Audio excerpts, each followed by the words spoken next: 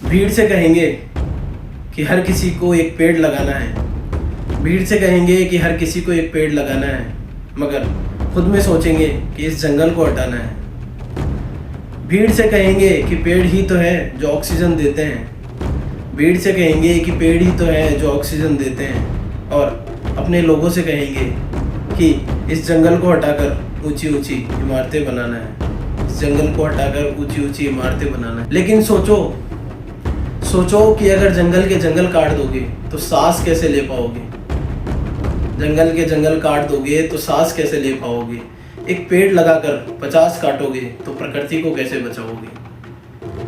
बड़े बड़े शीशे के मकानों में रहते हो, बड़े बड़े एयर कंडीशनर भी लगे होंगे, बड़े बड़े शीशे के मकानों में रहते हो, बड़े बड़े एयर कंडीशनर भी लगे होंगे। लेकिन सोचो 50 डिग्री से ऊपर टेम्परेचर हो गया तो जो झोपड़ी में रहता है उसको कैसे बचा पाओगे?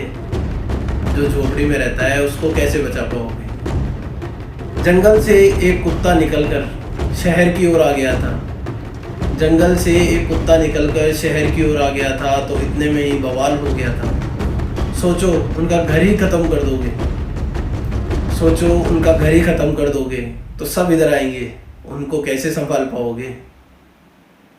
सारे के सारे जंगल काट दोगे तो सांस कहाँ से लाओगे? लेकिन अब सोचना होगा, लेकिन अब खुद से सोचना होगा, ये देश अमृता देवी बिश्नोई जैसे लोगों का है, यहाँ रहना है तो सोचना होगा। अमृता देवी बिश्नोई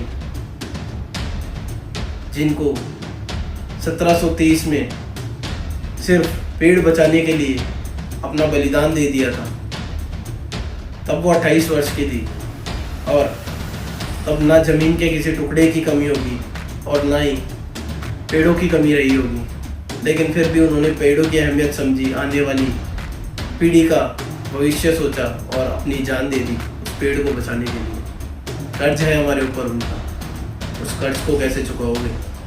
जंगल के जंगल काट दोगे तो सांस कहाँ से लाओगे?